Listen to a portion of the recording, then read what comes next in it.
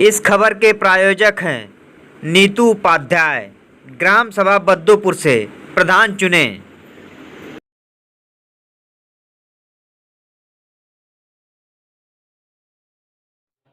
नमस्कार, मैं हूं ज्ञानेंद्र मिश्रा और आप देख रहे हैं शेरे आजमी न्यूज।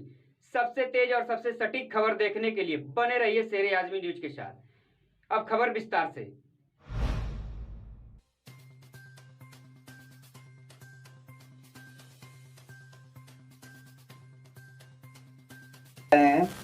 यह इनका परिचय हम देना चाहेंगे। यह शेरे आजमी के उप संपादक रामप्यारे सिंह और दीवानी एसोसिएशन बार के अध्यक्ष रामप्यारे सिंह हैं और यह आज दीवानी की कुछ समस्याओं पे और कुछ खूबियों पे, कुछ अच्छाइयों पे ये प्रकाश अपना दे रहे हैं और क्या वहाँ पे लोगों को समस्याएं आ रही हैं और क्या लोगों को सुविधाएं वो जो मिल रही हैं, इन सब चीज़ों पे यह आज कुछ हम इनसे चर्चा करेंगे इसी कड़ी में। और चर्चा को आगे बढ़ाते हुए हम आज की बात, यह कार्यक्रम हमारा है जो आज की बात, यह उप संपादक की तरफ से यह प्रोग्राम है और इसकी हम शुरुआत कर रहे हैं। इस पे दीवानी न्यायालय की हर गतिविधियों पे नज़र डाली जाएगी।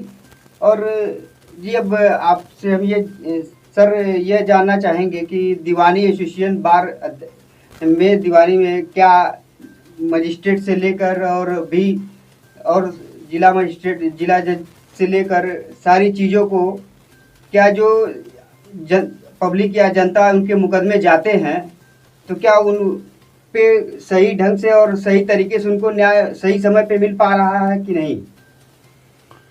देखिए, जब से दीवानी न्यायालय के जिला जज महोदय दिनेश चंद जी आए हैं,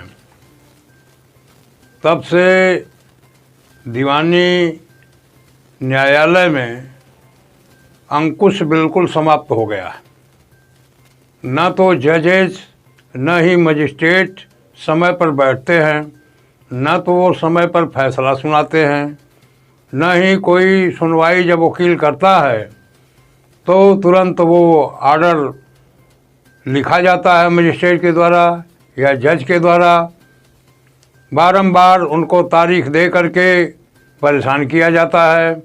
फरियादी 50-50, 60-60 किलोमीटर दूर से आते हैं और तारीख ले करके वापस चले जाते हैं।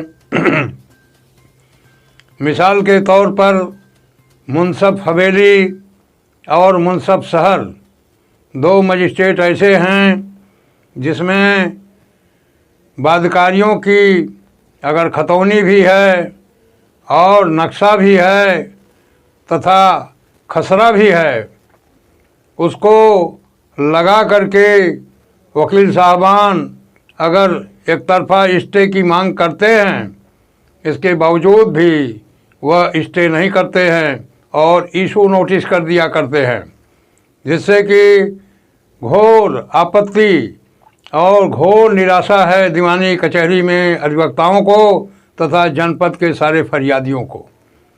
दूसरी चीज़ ये कहना है कि जो मजिस्ट्रेट ट्रायल केस हैं जिसमें मजिस्ट्रेट को ही जमानत दे देना चाहिए, वो मजिस्ट्रेट मनमानी करते हैं और साधारण से साधारण दफ़ा में वह मुल्जिमान को जेल में भेज देते हैं और जमानत भी खारिज कर देते हैं। वही जमानत जिनको मजिस्ट्रेट को देनी चाहिए वह जज के पास जाती है और जज के पास काम का अंबार लग जाता है और फरियादियों को तथा मुल्जिमान को और वकील साहबान को अत्यंत कठिनाई का सामना करना पड़ता है। हमारे जनपद न्यायाधीश जब से आए हैं तब से हमारे दीवानी कचहरी में 2-3 बड़े बड़े केस में करोड़ों रुपए का वारा न्यारा हुआ है और उनके अधीनस्थ जज करोड़ों रुपया ले करके और फैसला सुनाए हैं जो उनके संज्ञान में है और उन्होंने उस पर कोई कार्रवाई नहीं किया है। उनका जब अंकुश ही नहीं है तो कार्रवाई कहाँ से करेंगे। दूसरी चीज़ ये है कि दीवानी न्यायालय में समय से न तो जज बैठते हैं, न तो समय से मजिस्ट्रेट बैठते हैं, और महिला मजिस्ट्रेट का तो खैर पूछना ही नहीं है, उनका जब मन करेगा बैठेंगी, नहीं मन करेगा अपना जो है चैम्बर में बैठी रहेंगी, उनसे पूछने वाला कोई नहीं है। दूसरी चीज़ कि इस दीवानी न्यायालय में झोपड़पट्टी डाल करके सारे अधिवक्ता उस झोपड़पट्टी में रह रहे हैं, जिनमें बरसात में पानी चूता है, जाड़े में उनके सर्दी लगती है, ठंड हवाओं का झोंका सहना पड़ता है। तीसरे, गर्मी में भयंकर गर्मी पड़ती है, लू के थपेड़े पड़ते हैं, और ऊपर से बंदर उसी पर कूदते रहते हैं, और बंदर भी उनकी फाइल लेकर के और उनकी डायरी लेकर के भाग जाते हैं, फाड़ के फेंक देते हैं। जब से हम अध्यक्ष हुए, हमारी कोशिश रही कि इन झोपड़पट्टी जिनमें वकील रहते हैं टिन शेड में, और जो जीर्ण शीर्ण अवस्था में है, उसको हम मॉडिफाई करा दें। कुछ लोगों ने मदद किया है, कुछ मदद करने को तैयार हैं, तो हमारे जनपद न्यायाधीश उसको करने नहीं दे रहे हैं, मनमानी कर रहे हैं। और हमारे अधिवक्ता बंधुओं के बीच में और उनके बीच में टकराव होना बिल्कुल अवश्यंभावी हो गया है। और जनपद न्यायाधीश अगर अपनी हरकत से बाज नहीं आएंगे तो निश्चित रूप से टकराव होगा। इसके पहले भी जनपद न्यायाधीश में 25 टिन शेड मॉडिफाई हुए हैं, और जनपद न्यायाधीश इनके जगह पर दूसरे जनपद न्यायाधीश रहे हैं, उन्होंने कोई आपत्ति नहीं किया। लेकिन अब यह पता न किस जिद में पड़े हैं और अधिवक्ताओं से टकराने की जुर्रत कर रहे हैं। और आज तक का इतिहास है कि दीवानी कचहरी में जिन जिन जिला जजों ने अधिवक्ताओं से टकराने की जुर्रत किया है, उनको मुंह की खानी पड़ी है, और वो ट्रांसफ़र हो करके यहाँ से बेइज्जत करके भगाए गए हैं, हटाए गए हैं। इसलिए मैं जनपद न्यायाधीश को आगाह करता हूँ कि वो अपनी इस हरकत से बाज आएं और टिन शेड का मॉडिफाई करने दें, अन्यथा बहुत ही भयंकर दुष्परिणाम होगा और टकराव बढ़ेगी तथा अनवरत हड़ताल हो सकती है।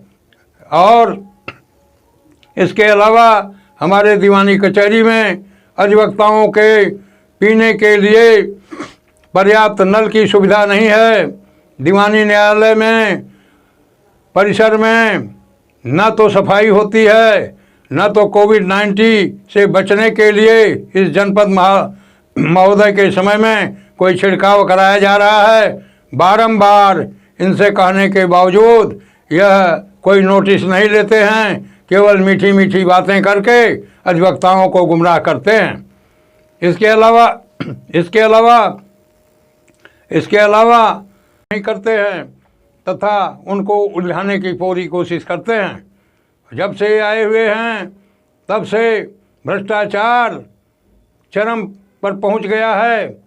अधिवक्ताओं की कोई बात मानी नहीं जाती है, कोई उनकी बात सुनी नहीं जाती है। इन्हीं सब बिंदुओं को लेकर के आज हम जो है आपके इस अपने चैनल से मैं यह इंटरव्यू दे रहा हूं और वहाँ की समस्याओं के बारे में मैं बता रहा हूं।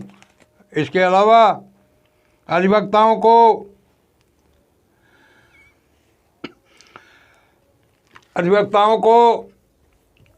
न तो सरकार उनके पर मेहरबान है, जैसे 5 बरस विधायक और पार्लियामेंट के मेंबर हो जाते हैं उनको पेंशन दी जाती है, वो भी तो सामाजिक काम करते हैं। उसी तरह से अधिवक्ता भी सामाजिक काम करता है, और जब बुजुर्ग हो जाता है, चलने फिरने लायक नहीं रह जाता, तो अधिवक्ताओं को पेंशन की ज़रूरत पड़ती है।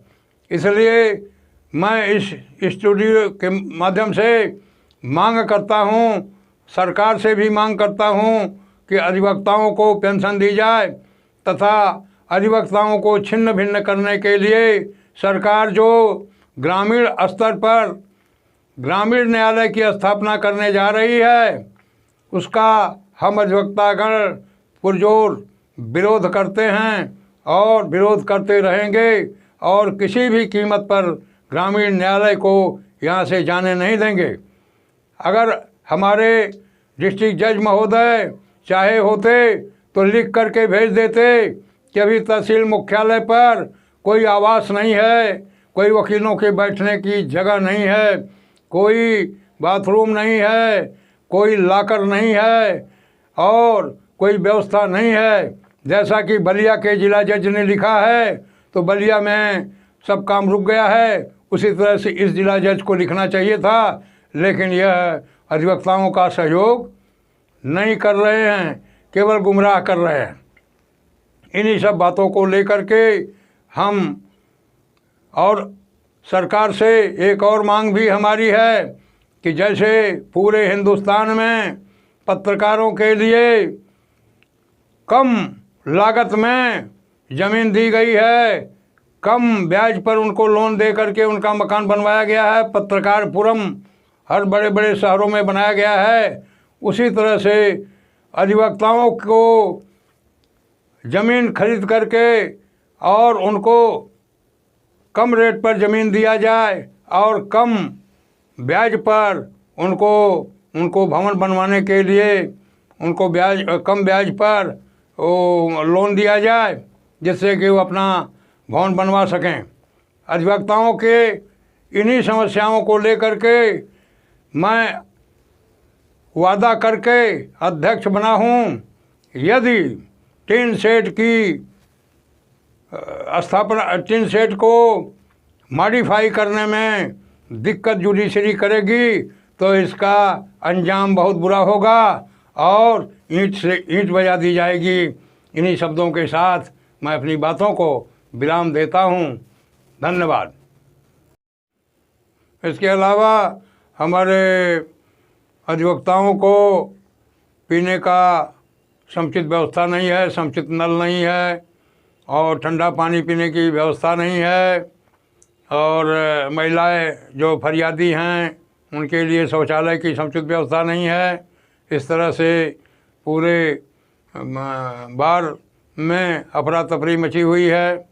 बार बेंच तो तभी सामंजस्य बैठ सकता है जबकि वो भी हमारी बात को समझने की कोशिश करें, जिला जज महोदय, और हम भी उनकी बात को समझने की कोशिश करें। और जीर्ण शीर्ण टिन शेड में रह रहे अधिवक्ताओं पर उनको कोई रहम नहीं आ रही है और इतने कठोर हो गए हैं कि पूर्व के जज की भांति वह परमिशन नहीं दे रहे हैं। पूर्व के जज लोग रहे हैं। मेरा एक सवाल उनसे है कि पूर्व के जज जितने आए सब लोगों ने टिन शेड बनाने की अनुमति दिया, उसको मॉडिफाई करने की अनुमति दिया। क्या कारण है कि ये नहीं दे रहे हैं?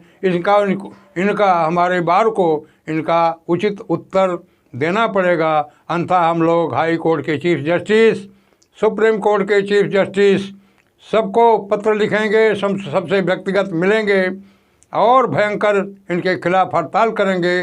जनता प्रेस कॉन्फ्रेंस करेंगे, जनता को बताएंगे कि हमारे जिला जज महोदय कितने निर्दयी हैं, वकीलों के प्रति उनका भाव कितना निर्दयी है, कितना कठोर है। इन्हीं शब्दों के साथ मैं अपनी बात को विराम कर देता हूँ।